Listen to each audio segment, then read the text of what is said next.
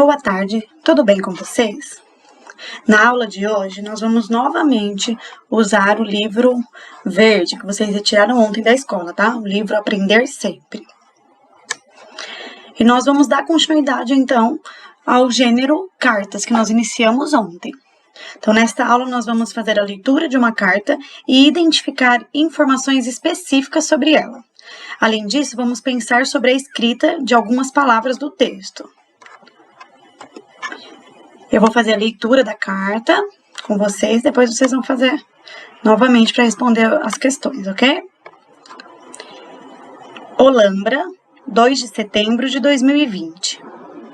Querida amiga Amanda, espero que esta carta te encontre feliz. Estou escrevendo para dizer que pensei melhor sobre seu pedido de ficar com a minha coleção de conchas. Talvez, se as minhas conchas estiverem pertinho de você, seria uma maneira de estarmos juntas em tempos de isolamento social. Tenho tantas memórias especiais desta coleção. Eu e meu irmão João brincamos muito com elas. E até meus primos se divertiam coletando conchinhas quando viajávamos juntos. Então, tenho um pedido importante. Não perca nenhuma conchinha, por favor.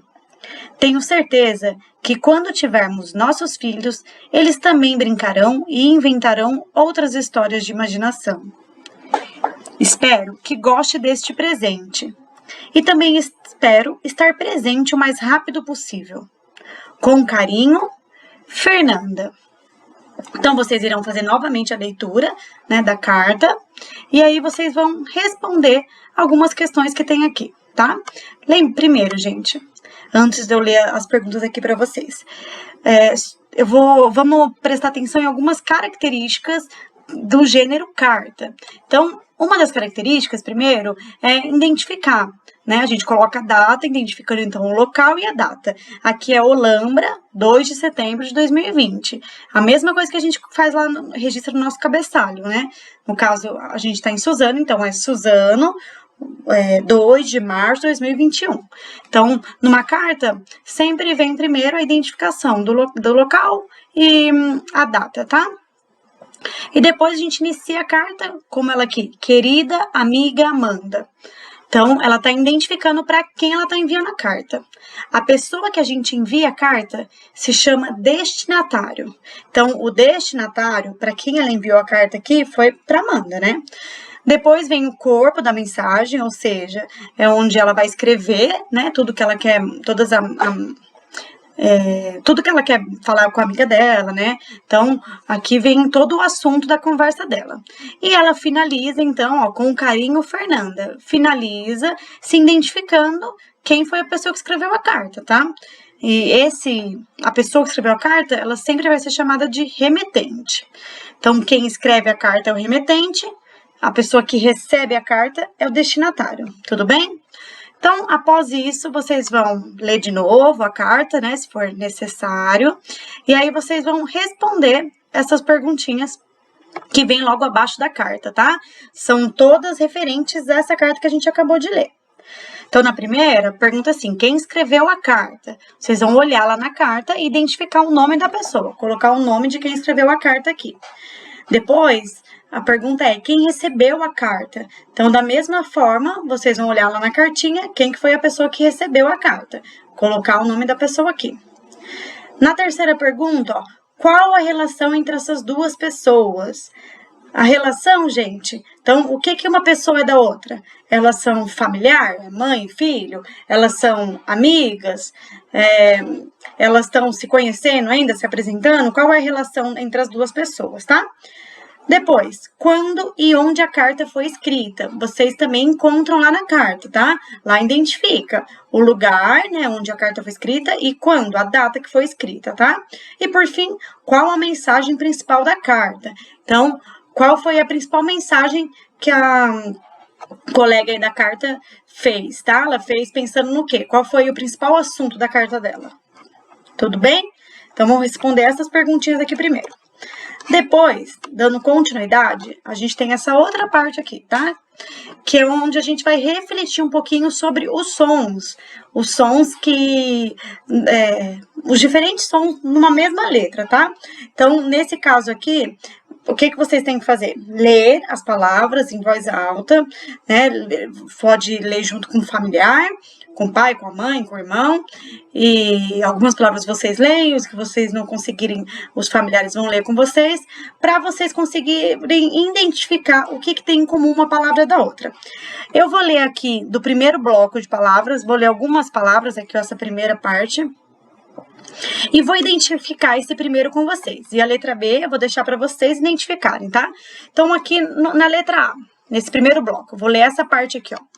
Fernanda, Amanda, Olambra, quando, importante. Então, assim, o que a gente pode perceber aqui? Nessa primeira palavra, a gente consegue identificar as vogais, principalmente a A, que é a letra A, letra A, letra A, deixa eu ver, A e A. Então, todas as vogais A, após as vogais A gente tem ou a letra N ou a letra M. Então, gente, o que eu quero dizer com isso? Quando a gente coloca a letra M e a letra N após a vogal, vai mudar o som dessa vogal. A vogal normal, se a gente não tivesse essa letra N, vou riscar aqui essa letra N, tá? Então, se a gente não tivesse aqui a letra N, ó, aí ficaria só... Deixa eu fazer um pouquinho menos para não... Peguei a letra inteira. Ó, pronto. Ficaria aqui só Fernanda, porque é a letra A aqui, não é? Letra A, então Fernanda. Quando a gente coloca a letra N, esse A, ele vai ficar com um som que a gente fala mais anasalado. Então, ele não vai ser esse som aberto de A, ele vai ser um som de an. É como se estivesse saindo uma fumacinha mesmo do nariz, tá? Então, não é mais esse som aberto, que é esse som oral. Ele fica um som meio anasalado.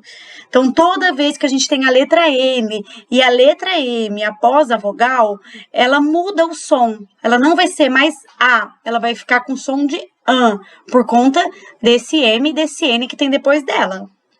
Certo? Então, o que tem em comum esse primeiro grupo de palavras é porque após a vogal, ela vem acompanhado, né? Vem a letra M ou a letra N. É a mesma coisa. Por exemplo, aqui, na letra E, a gente não vê tanta diferença, né? Mas mesmo assim, vê, ó, E, o E normal. Quando a gente tá aqui, ó, é em. Já muda um pouco o som, né? Porque tem essa letra depois, ó. Fica em, não fica só E. Se não tivesse o N aqui, do mesmo jeito, ó. Se não tivesse a letra N aqui...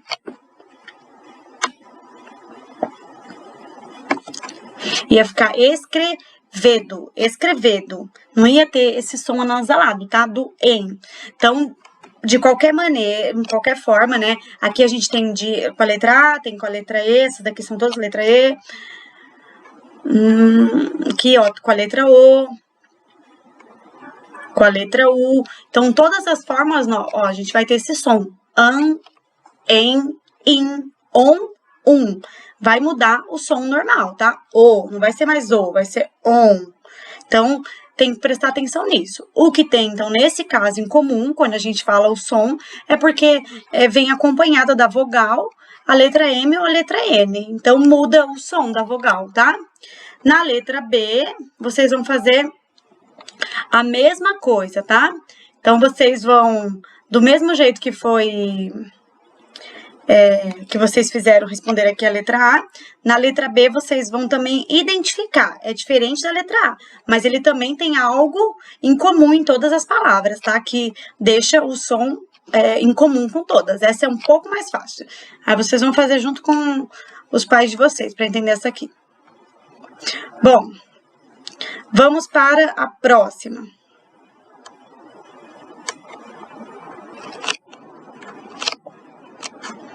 Então, terminamos aqui. Vamos para essa página.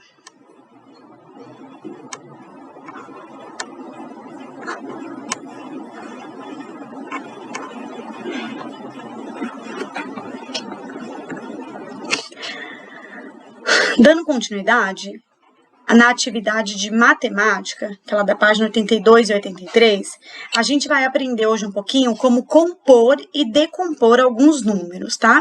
Então, para a gente fazer essa atividade, primeiro a gente vai lembrar o que é compor e decompor número. Então, vamos começar aqui. Aqui a gente tem o número 245. Então, o 200, que é o primeiro número, ele representa a casa da centena, ó. 200 são 3 números, né? Então, ele é o terceiro número, que a gente lembra que a gente sempre olha daqui para cá, né? Quando a gente vai fazer a conta e tudo. É o contrário de escrever. Escrever, a gente escreve daqui, né? Da esquerda para a direita. Na hora de contar os números, é da direita para a esquerda. Então, aqui primeiro seria a unidade, a dezena e a centena. Então, quando representa a centena, é porque são 3 números, é o terceiro número. Na casa da dezena, é o segundo número, né? Porque, ó, 10, 20, 30 são dezenas, tudo isso. 40 é uma das dezenas, é o segundo número. E unidade, que é o número sozinho, tá? Quando a gente junta os números, ó, 245, ele tá na forma composta direitinha. Se a gente for decompor esse número, aí a gente vai separar ele mesmo, dividir 245, aqui ele tá dividido. Mesma coisa aqui embaixo, ó, a gente tem na casa da centena 300, na dezena 20, na unidade 7. Isso aqui forma o número 327. Por último, mais um exemplo, ó, tem o número 100 na casa da centena, o 50 na casa da dezena e o 2 na casa da unidade, que formando o número 152. Para vocês entenderem bem o que isso quer dizer, tá? Nesse primeiro aqui, eu quis formar o número 245. Só que olha só como ficou meu número. Ficou aqui 200, o 40 e o 5, igual tá aqui. Lembra que eu falei que dependendo de cada numeral tem a quantidade? Então, por exemplo, se o número maior é o 200, eu posso ter no máximo 3 números para formar 250, 220, 230, qualquer número que seja. No máximo tem que ter 3 números juntos. E aqui, ó, a gente já tem 6 números. Então, a gente tem unidade, dezena, centena, teria que acabar aqui, ó. Aí continua unidade de milhar, dezena de milhar, centena de milhar e por aí vai. Então, eu não posso ter essa quantidade toda de número para representar simplesmente o número 245. Se é o 200, ó, eu sei que o restante é o 45 que eu vou ter que pôr aqui no 200, eu não posso pôr 245 separado, não. Eu tenho que compor o número, eu tenho que colocar tudo junto, agregar em um número só. Então, como que eu faço isso, gente? Fácil, bem fácil. De início, as crianças que têm dificuldade de entender isso.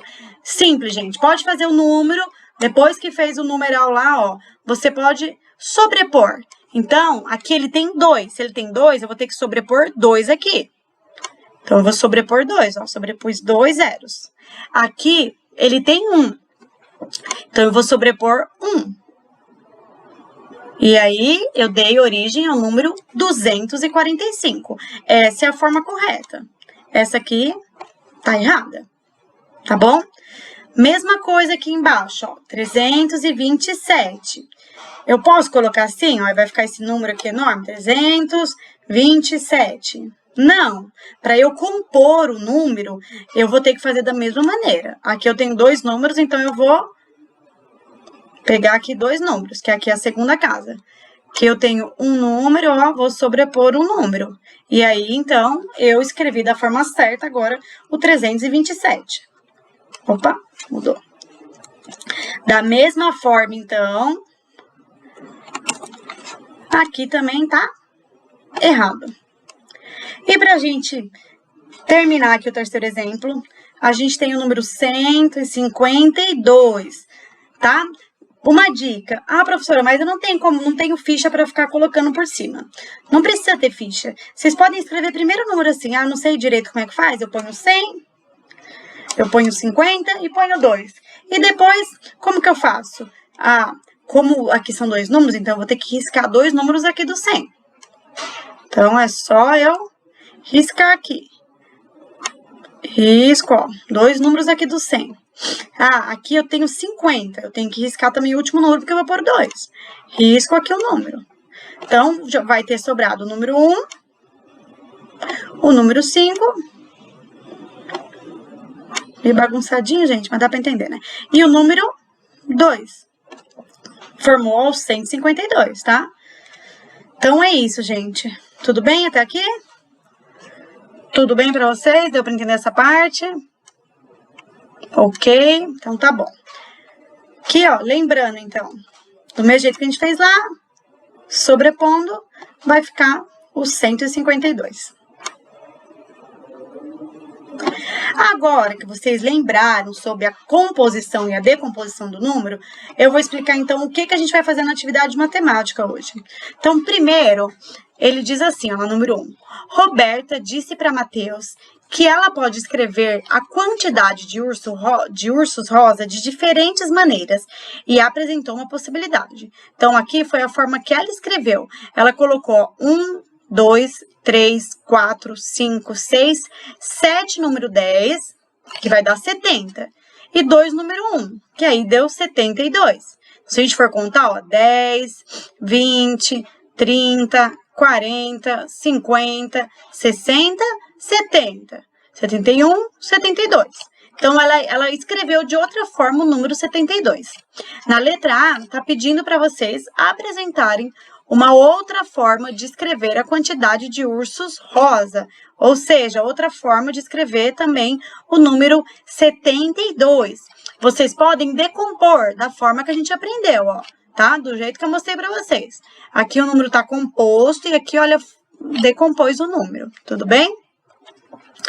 Na letra B, aqui vocês vão escolher um dos brinquedos. Então, a atividade de ontem não tinha uma tabela com o nome de alguns brinquedos e a quantidade de cada um?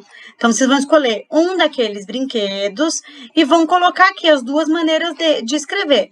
Pode ser a maneira convencional. Eu vou dar um exemplo. Eu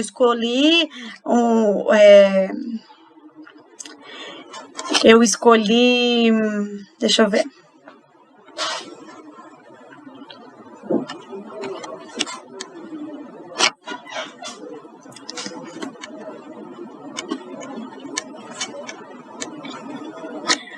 O desenho que eu escolhi, a quantidade dele é 115. Então, eu vou escrever a forma normal dele aqui, que é 115, tá? E eu tenho que escrever ele de outra forma.